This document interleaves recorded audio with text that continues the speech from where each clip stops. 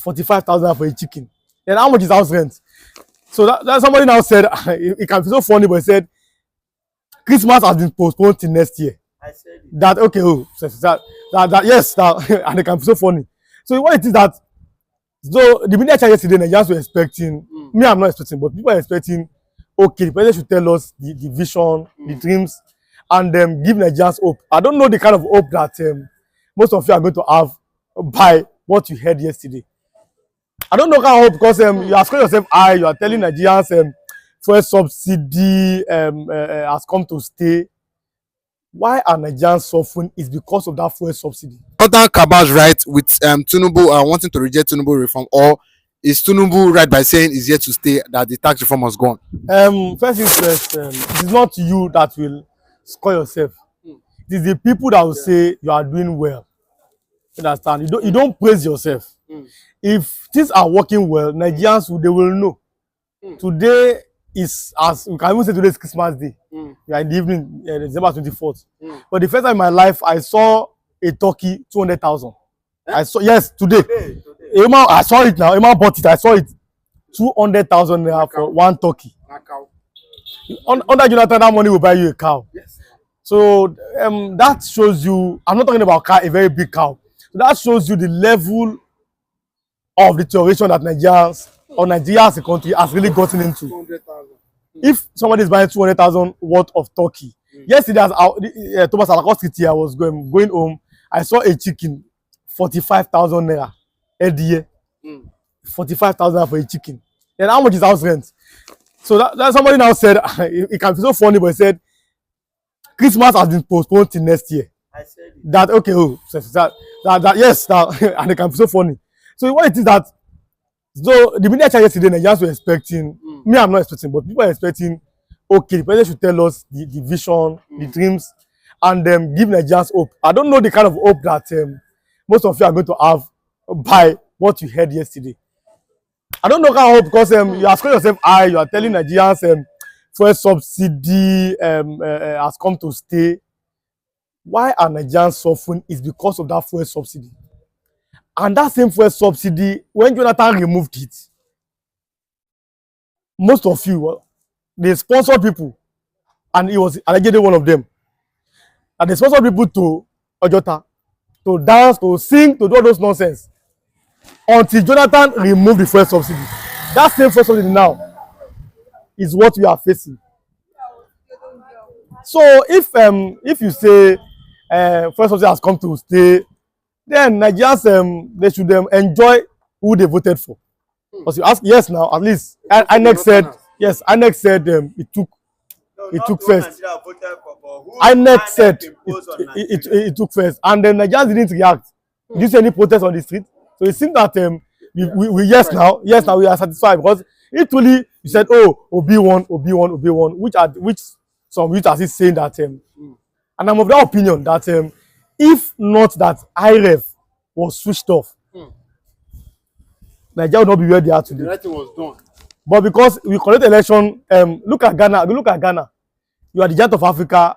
I don't know what kind of useless giant that you have become. That Ghana's election supersedes our own. Ghana here.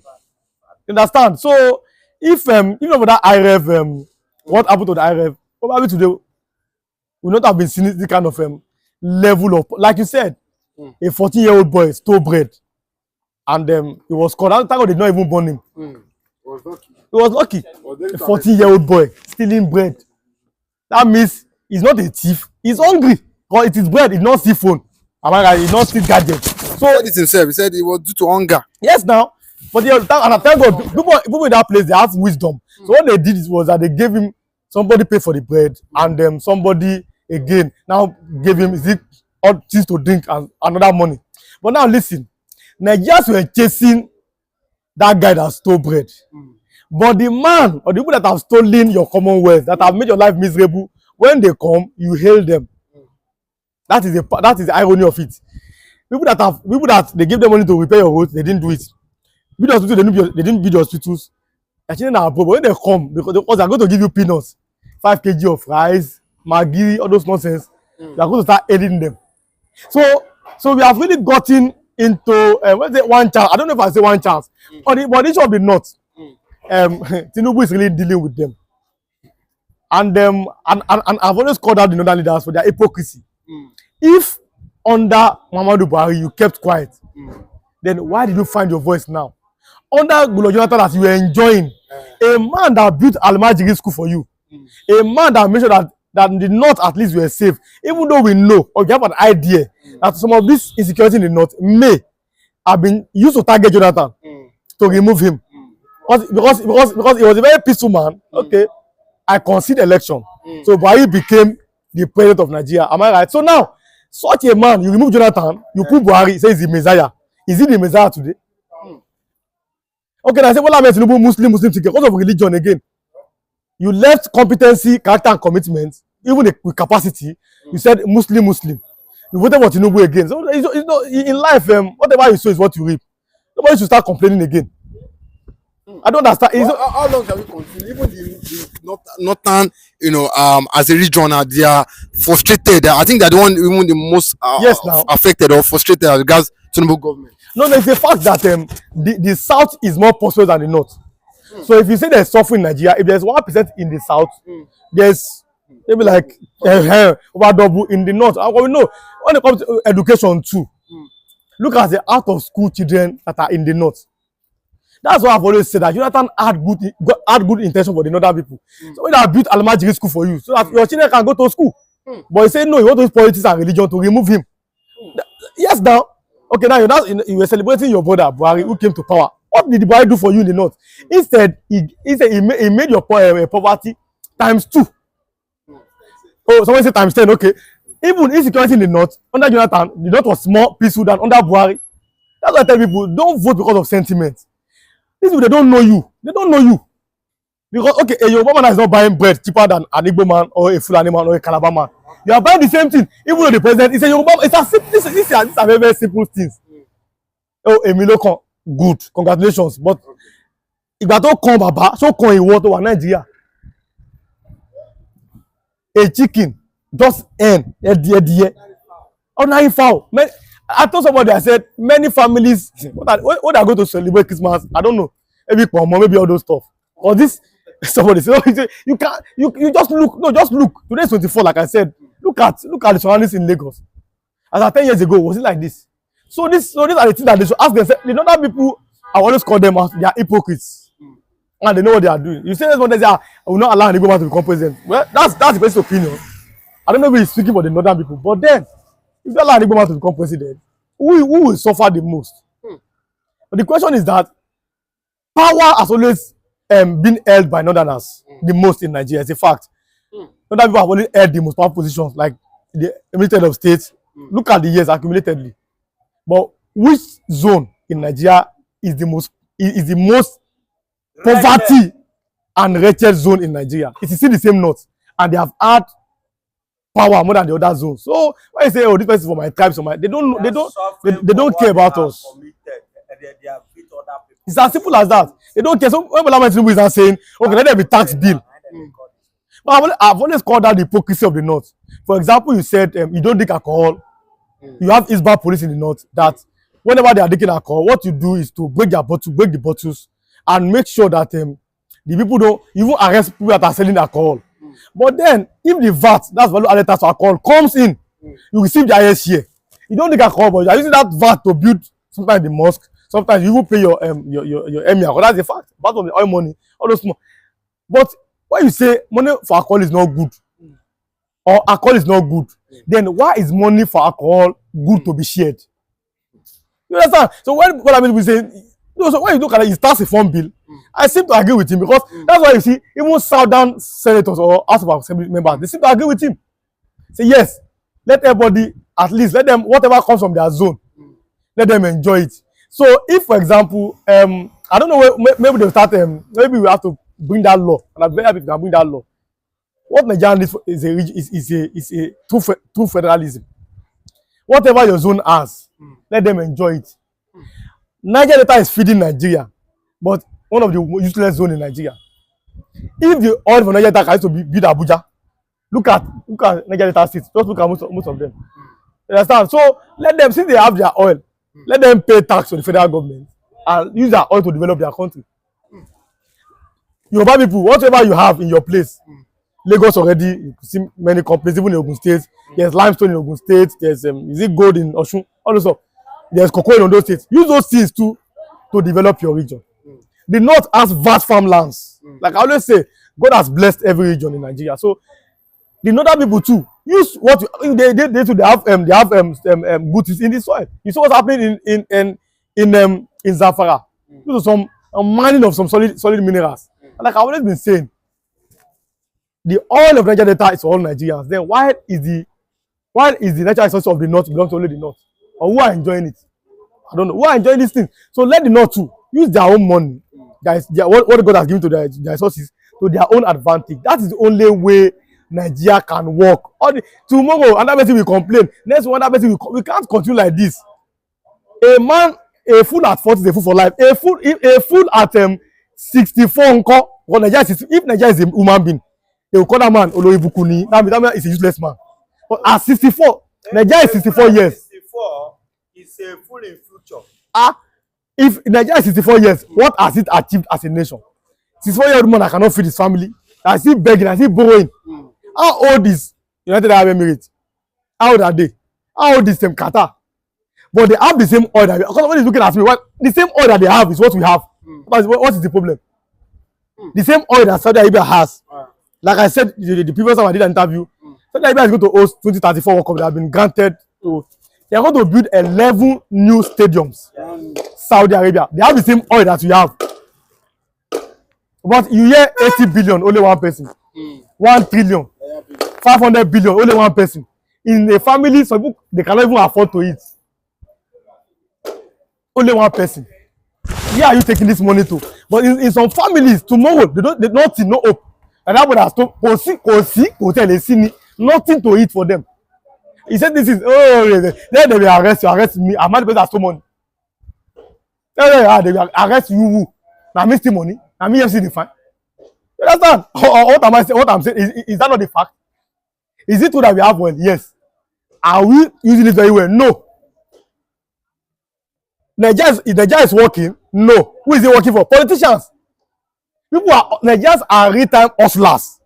From the plumbers to the aluminium people to the carpenters to the furniture to the different work. I'm talking about even handwork artisans here. Let alone people in the academia, people in entertainment.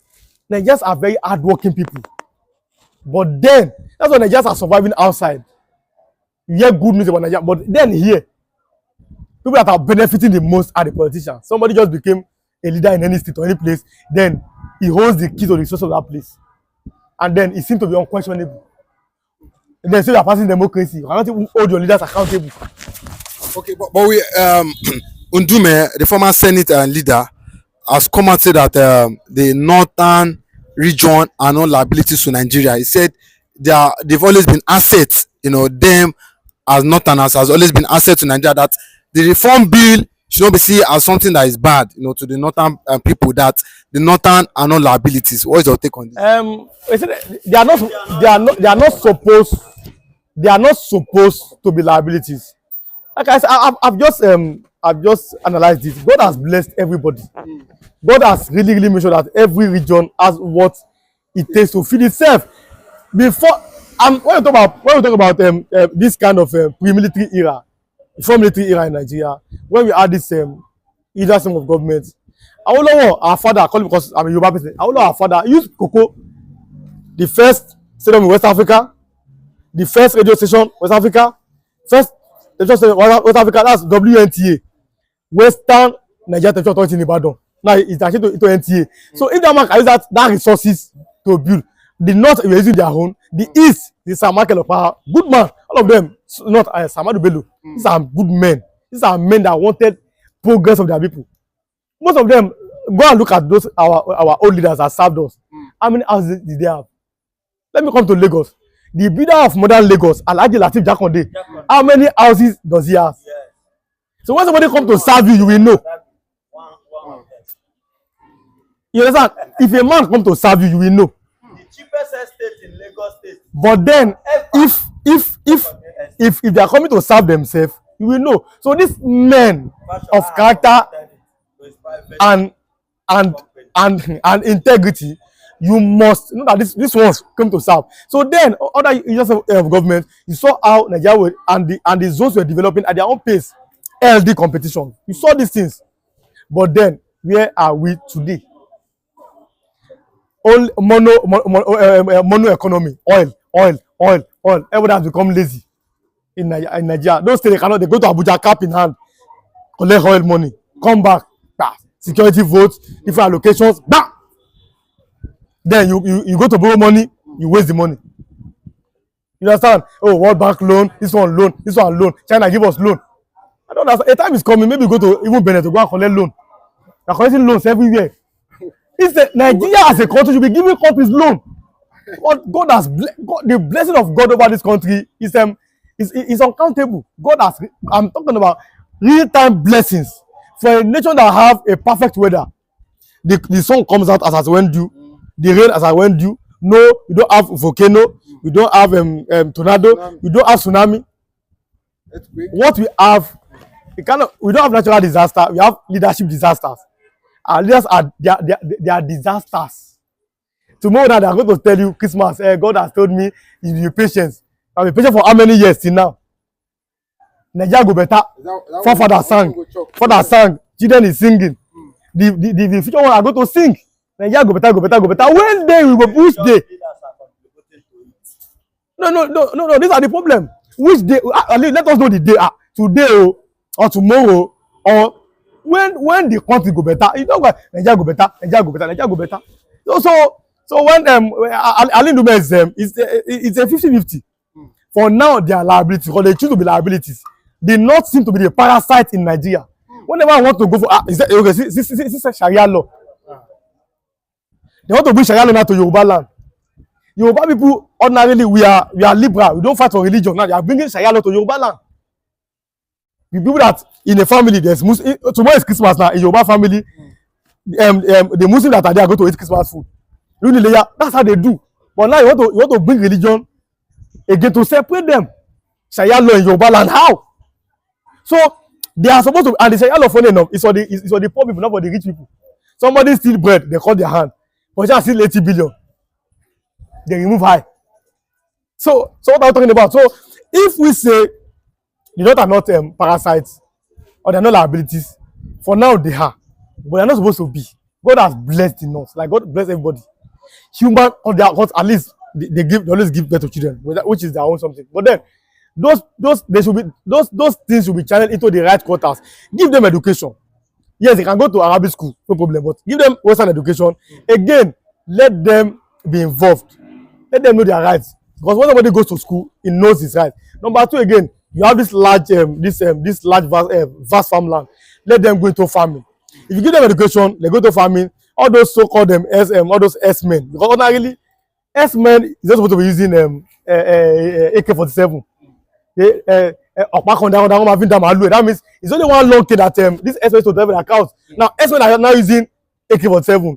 It means somebody is sponsoring them.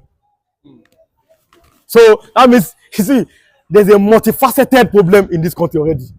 But then you can start by what you want to do the other time. Make sure that these people are educated. Make sure that they are engaged. Good farmland. Let them go to farm. Let them farm so they can eat. So all these things will reduce so-called Lakurawa terrorists, Boko Haram terrorists. This one terrorists. You know, are we fighting war? Look at this year's budget. The defense or the security has one of the highest allocation. We are not fighting war because some people are contributing to this mess, creating insecurity, and if you are not careful, it's becoming a very, very big business.